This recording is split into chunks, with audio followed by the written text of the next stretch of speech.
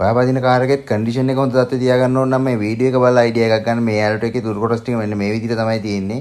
ඒතර එන්ජින් එක කන්ඩිෂන් කරද්දී අපි එකින් එකට කොටස් ටික ඔක්කොම ගලව ගන්න ඕනේ. මෙන්න මේ ඉන්ටේක් මැනිෆෝල්ඩ් එක ගලවන බලන්න කාබන් තියෙනවා. චේම්බර් ඇතුලේ හොඳටම කාබන් තියෙනවා. මේකේ අනිවාර්යෙන් බලන්න ඕනේ දේවල් ටිකක් තියෙනවා. වතුර ලයින් එක අනිවාර්යෙන් කන්ඩිෂන් නැති බලන්න. බලන්න මේකේ තියෙන මලකඩ ටික කන්ඩිෂන් කරනවා කියන්නේ මෙන්න මේකට තමයි. ඔයිල් ලීක් වතුර මේ ලීක් තියනවාද?